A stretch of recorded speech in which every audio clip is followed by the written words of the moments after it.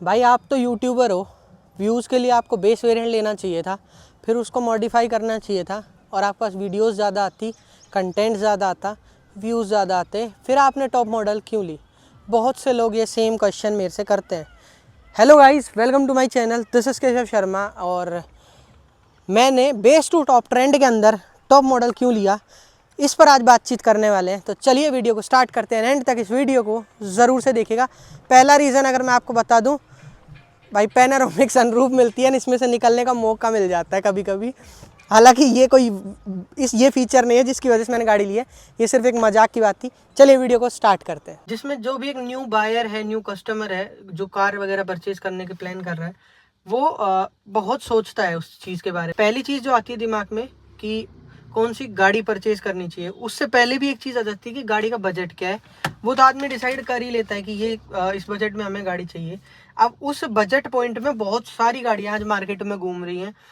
जैसे कि अगर मैं 3XO के सेगमेंट में गया था तो उस वक्त मुझे ब्रेजा, नेक्सॉन, वेन्यू, आपकी अब तो काइलैग भी आ गई है, 3XO तो थी ही, एंड बहुत सारी गाड़ियां इस सेगमेंट में इस प्राइस पॉइंट पे वेरी कर रही थी। इससे अपर सेगमेंट भी वेरी करता है, जैसे क्रेटा के बेस मॉडल्स, सेल्टोस के बेस मॉडल्स, ये सब कुछ इसमें वेरी करता है। तो ये सब चीज़ें आज मतलब ये सब चीज़ें एक माइंड में घूमती रहती हैं उस वक्त। फिर गाड़ी जब सेलेक्ट कर लेता है इंसान, तो उसमें फिर एक चीज़ आती है दिमाग में कि कौन सा वेरिएंट लेना चाहिए जो सबसे ज़्यादा वैल्यू फॉर मनी होगा।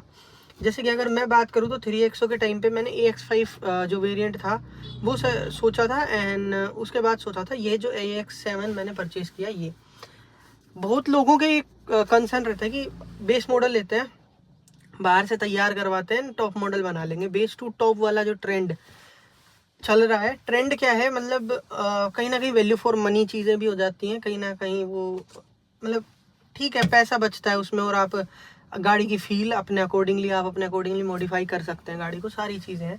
लेकिन मैंने क्यों टॉप मॉडल ली इस बेस टू टॉप ट्रेंड में? मैंने AX7 जो कि एक टॉप एंड लाइन वेरिएंट है, सेकंड टॉप वेरिएंट आता है, AX7 लग्जरी इससे ऊपर आ जाता है, वो क्यों पिक किया? ये चीज़ें इंसान के दिमाग में थोड़ी क्लिक होती हैं। बहुत से लोगों ने मुझसे पूछा कि तुमने बेस मॉडल क्यों नहीं लिया, उसको मॉडिफाई क्यों नहीं किया। तो आज इसके बारे में बात करते हैं। आज इसके बारे में मैं आपको सारी चीज़ें बताने वाला हूँ कि मैंने बेस मॉडल क्यों नहीं परचेज़ किया।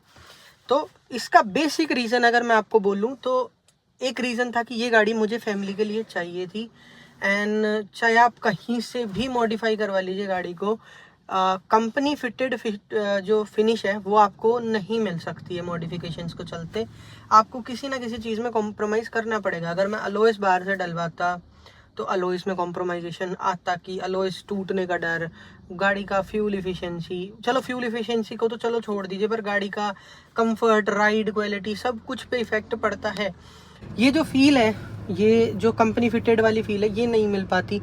जैसे कि अब आपको ये स्क्रीन देखने को मिलती है, ये 10.25 इंचेस की डिजिटल स्क्रीन आपको, मतलब इंफोटेनमेंट स्क्रीन आपको कंपनी देती है। ये जो इंटरफेस है, ये देखने में कितना अलग लगता है, कितना सूदिंग लगता है, ये चीज़ें आपको बाहर से नहीं मिल सकती। आप बाहर से एंड्रॉयड सेटअप या बाहर से कोई भी स्क्रीन लगवा लीजिए, कोई भी बंदा आपकी गाड़ी में बैठेगा, बैठते ही उसको पता लग जाएगा कि क्या आफ्टर मॉडिफिकेशन हुई है, आफ्टर मार्केट मॉडिफिकेशन, एंड क्या कंपनी फिटेड आया है। चलिए ये सब चीज़ें तो आदमी कॉम्प्रोमाइज़ कर लेता है, क्योंकि इतना पैसे वो बचा रहा है, तो इतना तो लॉजिकल बनता है कि ठीक है चलो कोई बात नहीं। लेकिन इन सब चीज़ों से ऊपर कुछ फीचर्स आते हैं जो कि माइंड को शांति मिलती है। मतलब मैं एक रियलिटी बताऊं, मैंने ये गाड़ी खरीदी, उसके बाद सिर्फ मैट्स डलवाए हैं, PPF करवाया है गाड़ी में, अंदर सिरेमिक वगैरह करवाया है, छोटे मोटे मोड्स जैसे कि ये रेन वाइजर्स वगैरह लगवा दिए, छोटे 2-4 काम जो बेसिक काम होते हैं वो करवाए। उसके बाद गाड़ी आज तक कहीं से नहीं खुली है, ना कोई खुलना हुआ है, ना पैक। आप गाड़ी एक बार खुलती है फिर बजने लगती है। मैंने बहुत सारी गाड़ियाँ, मेरे रिलेटिव्स में ऐसी गाड़ियाँ हैं जो लोगों ने बेस मॉडल लिया है, उसको मॉडिफाई करवाया, लेकिन वो बजती हैं। जैसे डैशबोर्ड खुला है, डैशबोर्ड बजने लगता है, जैसे खड्डे में गाड़ी जाती है डैशबोर्ड बजना स्टार्ट हो जाता है। तो ये सारी चीज़ों को अवॉइड कर देता है एक टॉप एंड वेरिएंट। हाँ, AX5 क्यों नहीं लिया, उसके पीछे रीजंस कुछ अलग हैं कि मेरी फैमिली के जो फीचर रिक्वायरमेंट्स थी मुझे भी थोड़े अट्रैक्ट की है, और मुझे थोड़ा मेरी रिक्वायरमेंट्स के अकॉर्डिंगली ये गाड़ी थोड़ी ज़्यादा पसंद आई AX7 वेरिएंट के अंदर, तो मैंने वो परचेज़ किया। दूसरा, स्पीकर्स जैसे मैं बाहर से डलवाता अगर बेस वेरिएंट लेता, या फिर मैं जैसे कि मोड्स कुछ करवाता, स्टीयरिंग रैप करवा लेता, मैटिंग करवा लेता, डैम्पिंग करा लेता, सारी चीज़ें करवा लेता। सनरूफ अगर मैं प्रैक्टिकली बात करूँ तो सनरूफ कोई ऐसा फीचर नहीं है जो आप डेली यूज़ करते हैं, एंड सनरूफ एक यूज़लेस फीचर ही है आज के टाइम पे भी, क्योंकि आप जब खरीदते हैं नई नई गाड़ी होती है, आप 2-4 बार सनरूफ खोलते हैं, बैठते हैं अंदर, सारी चीज़ें, उसके बाद वो यूज़ नहीं आता है। बट एक फील आप ले सकते हैं सनरूफ के अंदर कि आप कुछ इस तरीके से चल सकते हैं, तो ये फीलिंग आप बेस वेरिएंट में भी नहीं ले पाएंगे। मैं इसको प्रोटेक्ट या डिफेंड नहीं कर रहा हूँ, बट जो चीज़ें हैं वो हैं, आप इस तरीके से नहीं चल पाएंगे। ग्लास आपके सर के ऊपर खुला हुआ है तो वो चीज़ें आप फील नहीं कर सकते हैं, वो पूरा आपको क्लोज ही मिलेगा। तो वो सारी चीज़ों की जो फीलिंग्स हैं एंड वो जो सारे फीचर्स हैं, उनको देखते हुए कभी कभी आपको टॉप एंड वेरिएंट्स पे जाना पड़ जाता है।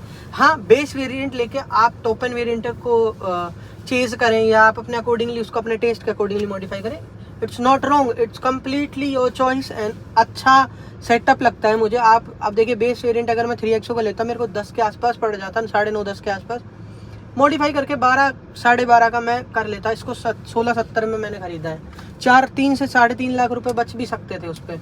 लेकिन फिर वही बात कि वो सारी चीज़ें नहीं आती, लाइक सॉफ्ट टच मुझे बाहर से इंस्टॉल करवाना पड़ता, गाड़ी की वो फीलिंग चली जाती, नई वाली फीलिंग चली जाती है। एक बार गाड़ी खुलती है, गाड़ी पुरानी हो चुकी होती है वहीं पे, तो इसलिए मेरा मन नहीं था। हाँ, शायद कोई सेकेंडरी व्हीकल आने वाले टाइम पे अगर कुछ आएगा तो शायद वो बेस वेरिएंट आ जाए, ये मैं क्लेम नहीं कर रहा हूँ, बट ये हो सकता है। लेकिन ये प्रायोरिटी व्हीकल था क्योंकि मुझे मेरी फैमिली के लिए चाहिए था एंड मेरी फैमिली की रिक्वायरमेंट्स के अकॉर्डिंगली चाहिए था, तो मुझे लगा कि ठीक है, चीज़ों को छोड़ दें एंड फैमिली की रिक्वायरमेंट्स को प्रायोरिटी रखते हुए मैंने ये टॉप एंड वेरिएंट उठाया। आप लोग इस पर अपने क्या व्यूज़ रखते हैं ज़रूर से कमेंट्स में बताइएगा।